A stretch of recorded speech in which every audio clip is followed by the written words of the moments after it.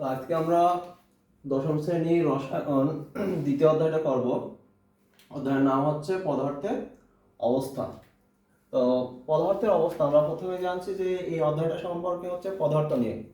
তো এই পদার্থটা আসলে কি সেটা আমরা প্রথম জানবো। পদার্থ হচ্ছে আমাদের পৃথিবীতে যত জিনিসপত্র যা কিছু আছে সবকিছুই কোনো না কোনো পদার্থ নিয়ে গঠিত। এই পদার্থটা কেমন? পদার্থ হচ্ছে যে বস্তুর নির্দিষ্ট ভর আছে এবং কি করে জায়গা দখল করে তাকে পদার্থ বলে।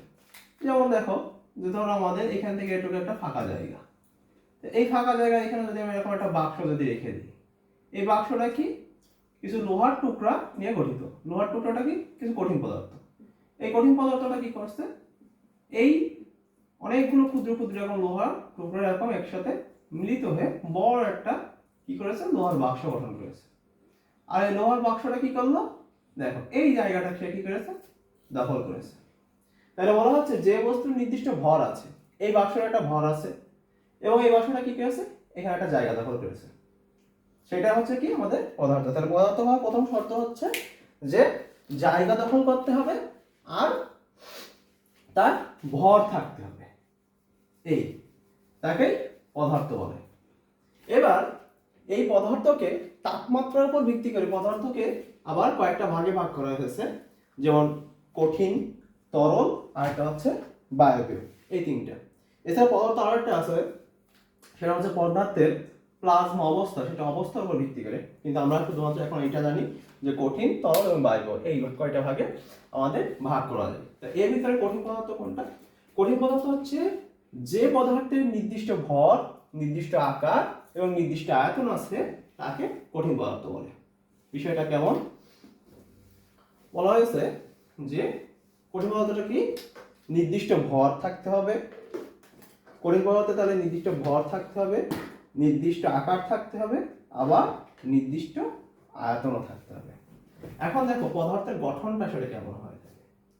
ধরে নাও যে আমাদের এইটা একটা পদার্থ, যে কোনো একটা পদার্থ। তো ধরে নাও এটা একটা লোহার টুকরা। তো এই লোহার টুকরাটা কিভাবে গঠন হয়? এই লোহার টুকরাটা গঠন হয়, বলা হয়ে থাকে যে ক্ষুদ্র ক্ষুদ্র পানির কণার সমন্বয়ে বিশাল এক সমুদ্র গঠন হয়েছে। এই কথাটা বলা হয়ে থাকে না? ক্ষুদ্র ক্ষুদ্র জলরাশির সমন্বয়ে গঠিত হয়েছে বিশাল একটা সমুদ্র। আবার বলা হয়ে থাকে ক্ষুদ্র ক্ষুদ্র বালির কণার সমন্বয়ে গঠিত হয়েছে একটা মরুভূমি। ঠিক তেমনি আমাদের এই পদার্থটা গঠিত হয় অনেকগুলো ক্ষুদ্র ক্ষুদ্র ক্ষুদ্র ক্ষুদ্র এরকম কণা একত্রিত এইভাবে মিলিত হয়ে আমাদের এরকম একটা পদার্থ গঠন হয়। এরকম অনেকগুলো ক্ষুদ্র ক্ষুদ্র কণা একসাথে এরকম ভাবে তারা মিলিত হয়। এই মিলিত হয়ে তারা একটা কি করতে পারে, একটা পদার্থ গঠন করতে পারে। কিন্তু আমরা এই কণাগুলো কি আমরা খালি চোখে দেখতে পাই, এরা সবাই কি করে এখন একসাথে মিলিত হয়, একসাথে মিলিত হয়ে পদার্থ গঠন হয়। কারণ একটা লোহার টুকরা এখন অনেকগুলো ক্ষুদ্র ক্ষুদ্র এরকম কণা এখন পাশাপাশি লেগে আমাদের এরকম ভাবে একটা লোহার টুকরা কি করছে গঠন করছে।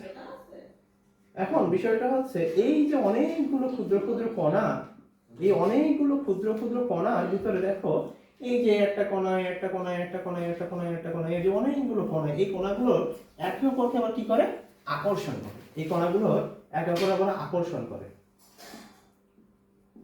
আকর্ষণ করে। এই যে এই কণাগুলো কণাগুলো যে আকর্ষণ, কণাগুলোর যে মধ্যবর্তী যে আকর্ষণ, এই আকর্ষণটাকে বলে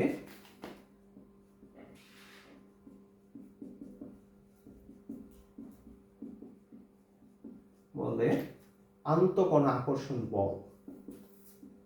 আন্তঃকণা আকর্ষণ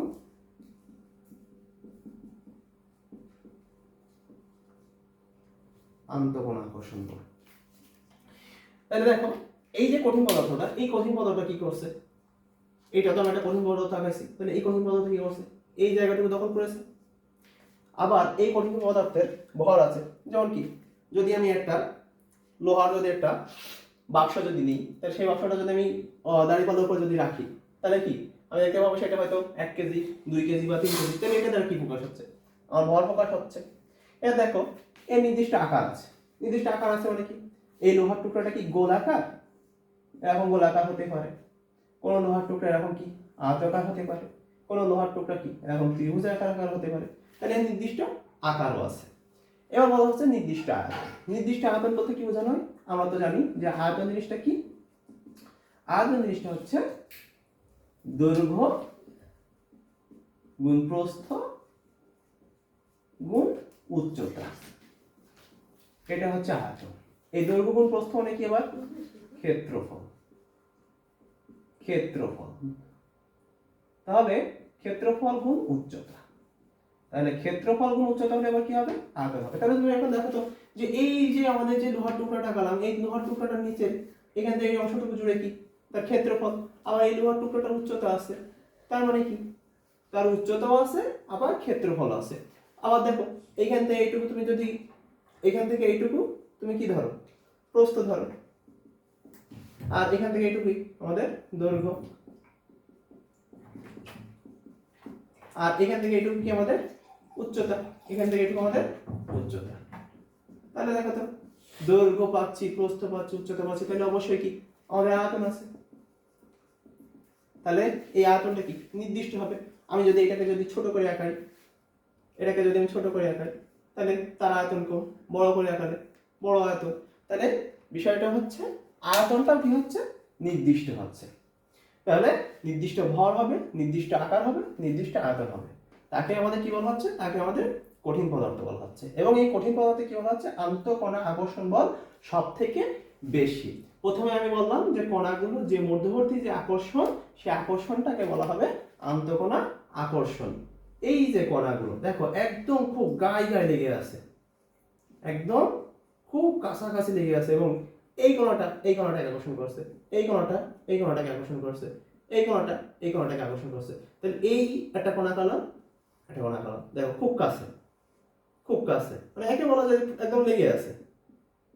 তাহলে এরা কিভাবে লেগে আছে? কারণ একে আকর্ষণ করছে, একে আকর্ষণ করছে, এইভাবে তারা একে অপরকে আকর্ষণ করে খুব কাছে লেগে আছে। আর এই জন্য এদের আন্তঃকণা আকর্ষণ বলটা সব থেকে বেশি। খুব বেশি আকর্ষণ করে হচ্ছে বলে তারা কাছাকাছি আছে। এটা হচ্ছে বিষয়। এবার দেখো আমরা পরে যেটা দেখবো সেটা হচ্ছে আমাদের পরেরটা হচ্ছে আমাদের তরল। তরলটা বলা হচ্ছে যে নির্দিষ্ট ভর থাকতে হবে আর নির্দিষ্ট আয়তন আছে কিন্তু নির্দিষ্ট কোনো আকার নেই, সেটা হচ্ছে আমাদের তরল পদার্থ। এবং বলা হচ্ছে যে আন্তঃকণা আকর্ষণ বল কঠিন পদার্থের থেকে কম। বিষয়টা কেমন? ধরো তরল এক কথায় লিকুইড, আমরা তো পানি, তরলের কথা মনে আসলে আমরা সর্বপ্রথম যে জিনিসটা মনে আসে সেটা হচ্ছে পানি। পানি তো দেখো একটা পাত্র আঁকালাম আর একটা পাত্র আঁকালাম, আর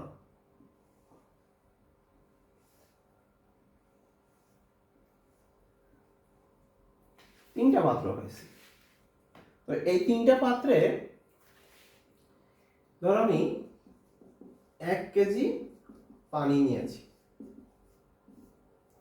তো এই 1 কেজি পানি যদি নেই, ধরো 1 কেজি পানি আমি এই পাত্রটার ভিতরে রাখলাম, তাহলে আমি কি দেখতে পাবো? আমি দেখতে পাবো যে এরকম একটা পজিশনে এটা রয়েছে। এবং তুমি যদি বাইরে থেকে যদি খেয়াল করো তাহলে দেখবে কি যে এই গ্লাসটা কি গোলাকৃতির, পানিটাও কি কিরকম দেখাবে? পানিটা এরকম গোলাকার আকারই ধারণ করে থাকবে। তুমি যদি এখানে যদি পাই এই 1 কেজি পানি, এই 1 কেজি পানি এখান থেকে ঢেলে এখন মনে করো এইখানে দিচ্ছ, তাহলে কিরকম হবে? এই পানিগুলোই কিন্তু যে তখন এই জায়গাটা দখল করবে এরকম ভাবে।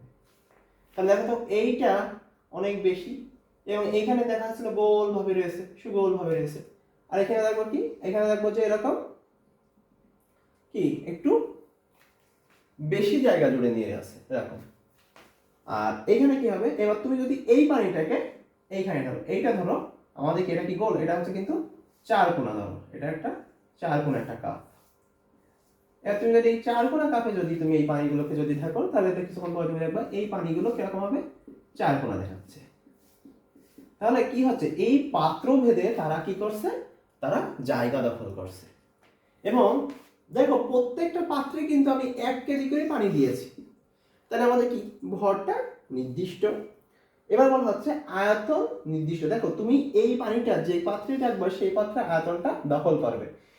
দেখো এই পাত্রটা অনেক, বলা যায় যে এটা দৈর্ঘ্য প্রস্থ একটু বেশি, বলা যায় যে এটা একটু বেশি বেশি মোটা, আর এটা একটা চিকন, যার কারণে কি এই পানিটা দেখো উপরের দিকে উঠে আসে, আর এই পানিটা কি নিচের দিকে আসে, আবার এই পানিটা কি এর থেকে উপরের দিকে উঠে আসে। তাহলে আমরা যদি গড় যদি হিসাব করি তাহলে প্রত্যেকটার আয়তন কিন্তু সেম হবে। আকার, আকার জিনিসটা কি, আকার জিনিসটা আমি প্রথমেই বলেছি গোলাকৃতি হতে পারে, বর্গাকৃতি হতে পারে, বিভিন্ন আকৃতি হতে পারে।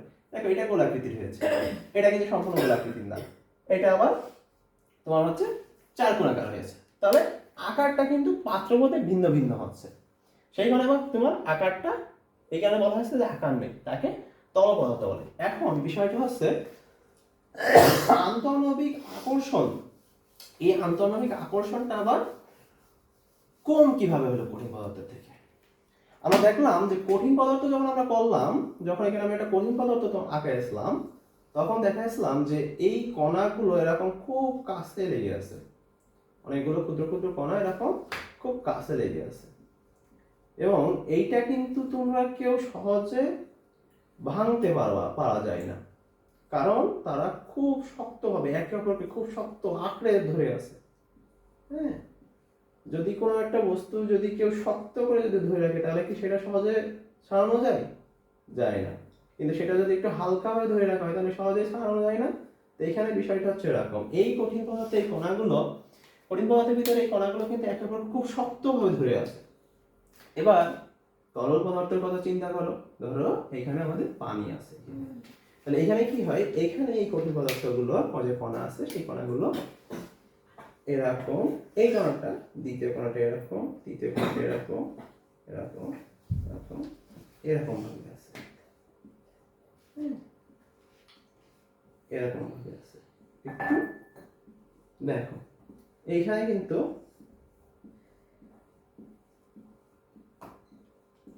এই কণাগুলো দেখো একটু কিন্তু দূরে দূরে দূরে, তার মানে কি দূরে আছে কেন?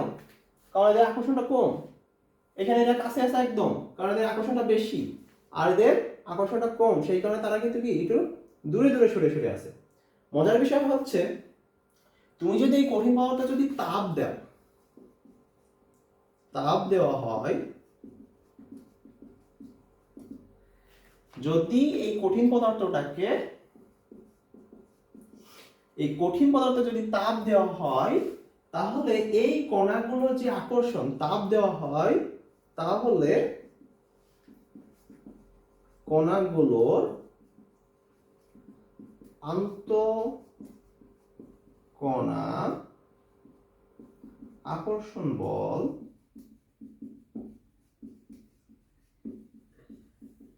কমে যায়। ঠিক আছে, যদি তুমি তাপ দাও তাহলে কি হবে, কণাগুলো আন্তঃকণা আকর্ষণ বল কমে যাবে। দেখো এইটা ছিল ধরো সাপোজ তোমার একটা কঠিন পদার্থ, ধরো আমি এটা ধরে নিলাম বরফ, বরফ। এখন এই বরফটা যখন আছে, এই বরফটার যে কণাগুলো দেখো খুব কাছে আছে।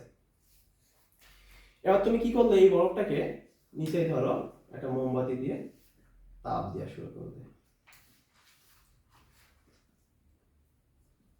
ধরো মোমবাতি দিয়ে তাপ দেওয়া শুরু করবে, তখন কি এই বরফটা গলতে শুরু হবে, গলে কি হবে, পানিতে পরিণত হয়ে যাবে।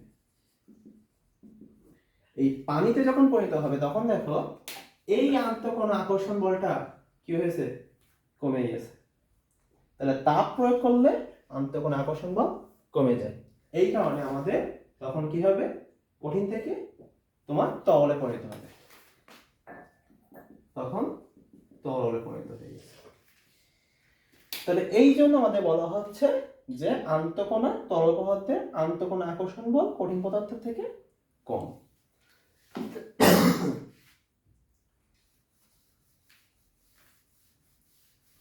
আরেকটা বিষয় হচ্ছে যে এই যে যখন তুমি তাপ প্রয়োগ করবা তখন এই কণাগুলো তাপ প্রয়োগ করলে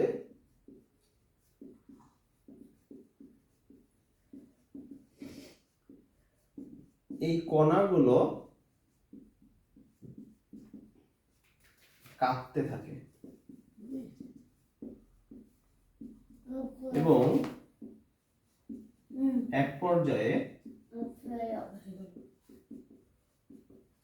তারা গতিপ্রাপ্ত হয়।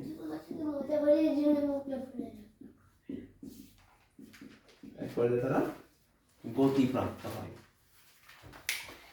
দেখো এই কণাগুলো প্রথমে কিন্তু স্থির, একদম স্থির। তুমি যখন তাপ দিবে তখন এই কণাগুলো এরকম ভাবে কাঁপবে, এরকম ভাবে কাঁপবে। এই কণাগুলো কাঁপলে এই কণাগুলো এক পর্যায়ে কি হবে, গতিপ্রাপ্ত হবে। আর যেই গতিপ্রাপ্ত হবে সেই এই দূরে সরে যাবে, এখান থেকে একটা এখন দূরে সরে যাবে।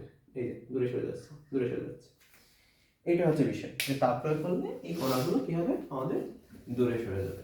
এবার দেখো, এবার বলা হয়েছে যে বায়বীয় পদার্থ। বায়বীয় পদার্থটা কি বলা হয়েছে, যে পদার্থের নির্দিষ্ট ভর আছে কিন্তু নির্দিষ্ট আকার বা আয়তন নেই তাকে বায়বীয় পদার্থ বলে। তাই এখানে কি, এখানে হচ্ছে শুধুমাত্র ভরটা কত, এখানে শুধু ভরটা হবে নির্দিষ্ট, এখানে কিন্তু শুধু ভরটা নির্দিষ্ট, কিন্তু নির্দিষ্ট কোনো আকারও থাকবে না বা কোনো আয়তনও থাকবে না, সেটা হচ্ছে আমাদের বায়বীয় পদার্থ।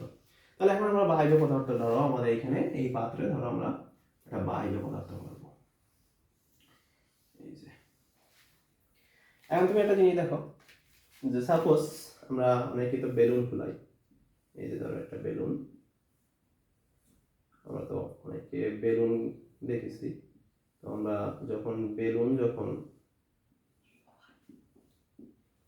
আমাদের বেলুন, এই বেলুনটা যখন এরকম ফুলে থাকে বা ওড়ে, তখন আমরা কি ওর ভিতরে হিলিয়াম গ্যাস দিয়ে থাকি মূলত, বা যে কোনো একটা গ্যাস দিয়ে থাকি।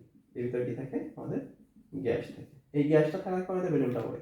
হ্যাঁ, এখন এই গ্যাসটা হচ্ছে আমাদের বায়ু পদার্থ। কিরকম ভাবে দেখো, যখন তুমি এর ভিতরে কোনো একটা গ্যাস দিবা তখন কি হবে, ওই বেলুনটা, এই যে বেলুনটার যে আকার গোলাকার, এই গ্যাসটা কি করবে, এই গ্যাসে যে কণাগুলো আছে এই কণাগুলো সমস্ত বেলুনটা জুড়ে থাকবে। বেলুন যতখানি ফুলে থাকবে ঠিক ততখানি জায়গা নিয়ে কিন্তু সে থাকবে এই কণাগুলো এইভাবে। তাহলে আমাদের কি হচ্ছে, আমরা দেখতে পাচ্ছি যে এই ট্র্যাকটা কিন্তু সেই বেলুন আকৃতির হয়ে যাচ্ছে। আবার এই বেলুনের যতটুকু আয়তন, বেলুনের যতখানি আয়তন ঠিক ততখানি আয়তন জুড়েই কিন্তু তোমার এই বায়বীয় পদার্থটা থাকবে। তুমি যদি একটা সিলিন্ডার, আমাদের বাসায় অনেক গ্যাসের সিলিন্ডার আছে, এই গ্যাসের সিলিন্ডারে তুমি যদি একটা গ্যাসের সিলিন্ডার যদি কল্পনা করো, এই গ্যাসের সিলিন্ডারে ধরো তুমি এই গ্যাসের সিলিন্ডারটাই ধরো তুমি 1 কেজি বা 10 কেজি, ধরো 10 কেজি তুমি এই গ্যাস এর ভিতরে দিয়েছো। আমাদের গ্যাসের সিলিন্ডার কি গ্যাস থাকে, মিথেন গ্যাস থাকে, CH4 methane gas, methane gas থাকে আমাদের গ্যাসের সিলিন্ডারে। এই মিথেন গ্যাসটা যখন তুমি এই সিলিন্ডারের ভিতরে দিবা, 10 কেজি গ্যাস এই সিলিন্ডারের ভিতরে দিয়েছো, তো এই সিলিন্ডারটা ধরো তোমার গায়ে এখন লেখা আছে, সিলিন্ডারটার গায়ে লেখা আছে ধরো আমাদের কত, আমাদের ধরো লেখা আছে সাপোজ 500 ml। ঠিক আছে, তারপর ঠিক আছে কত 500 ml ধরো এটা লেখা আছে। তার মানে কি হচ্ছে, এই 500 ml দ্বারা কি বোঝানো হয়, এটা দ্বারা বোঝানো হচ্ছে আমাদের আয়তন বোঝানো হয়। এই 500 ml দ্বারা আমাদের আয়তন বোঝানো হয়। তার মানে তুমি এই 10 কেজি গ্যাস যদি এই সিলিন্ডারের ভিতরে যদি দাও, তাহলে এই সিলিন্ডারটার এই পুরো আয়তনটাই কিন্তু এই গ্যাসটা দখল করে নেবে 10 কেজি। আকৃতি কেমন হবে, আকৃতি যথারীতি সিলিন্ডার আকৃতিরই হবে। তুমি এই সিলিন্ডারটাই সেম ধরো এই 10 কেজি গ্যাস, এই 10 কেজি গ্যাসই তুমি যদি এরকম বড় একটা সিলিন্ডারে দাও, এবার বড় একটা সিলিন্ডারের ভিতরে তুমি দিলে, এই বড় সিলিন্ডারের ভিতরে দেখা যাবে কি যে এই বড় সিলিন্ডারটারও পুরো জায়গাটা জুড়ে নিয়ে ওই 10 কেজি সে গ্যাসই দখল করবে। তুমি যত বড় সিলিন্ডারই এখানে দাও না কেন, সে 10 কেজি গ্যাস পুরো জায়গাটাই সে কিন্তু দখল করে নেবে এইভাবে। ঠিক আছে, তাহলে এখন তুমি দেখো এই যে পুরো জায়গাটা সে দখল করে নিচ্ছে। কেন নিচ্ছে? কারণ তাদের ভিতরে আন্তঃকণা আকর্ষণ বলটা খুবই খুবই কম। দেখো অনেক দূরে, এক একটা অনেক দূরে আছে, এই কণাগুলো এক একটা অনেক দূরে, ঠিক আছে, এবং এদের ভিতরে আকর্ষণ বল খুবই কম। এই কম থাকার কারণে এই কণাগুলো সবসময় এখন ছুটাছুটি করতে পছন্দ করে, গ্যাসগুলো সবসময় কি ছুটাছুটি করতে পছন্দ করে। তুমি সাপোজ এখান থেকে একটা ছিদ্র করে দাও, দেখবা সমস্ত গ্যাস এখান থেকে বের হতে থাকবে। এখান থেকে যদি সাপোজ এখানে একটু ছিদ্র করে দাও, তাহলে দেখা যাবে কি পুরো এরকম বের হতে আছে, এখান থেকে বের হতে থাকবে। কেন বের হতে থাকবে? কারণ এই কণাগুলো সবসময় ছুটাছুটি করছে, অর্থাৎ তাদের ভিতরে কোনো আকর্ষণ বল তেমন একটা নেই বললেই চলে, যার কারণে তারা সবসময় ছুটাছুটি করতে পছন্দ করবে, তারা সবসময় বের হয়ে যাবে। এই কারণে এখন তুমি যেরকম আকৃতি রাখবা, যেরকম আয়তনে পাত্রী রাখবা, তারা কিন্তু সেই জায়গাটাই দখল করবে। এইটাই ছিল আমাদের তোমার বায়বীয় পদার্থ। তাহলে আমরা বুঝলাম যে পদার্থ অনেকগুলো ক্ষুদ্র ক্ষুদ্র কণার সমন্বয়ে গঠিত এবং তাদের ভিতরে আন্তঃকণা আকর্ষণ বল আছে। এই আকর্ষণ বলগুলো ভিন্ন হওয়ার কারণে আমাদের কঠিন পদার্থ একরকম, তরল পদার্থ একরকম, বায়বীয় পদার্থ আর একরকম।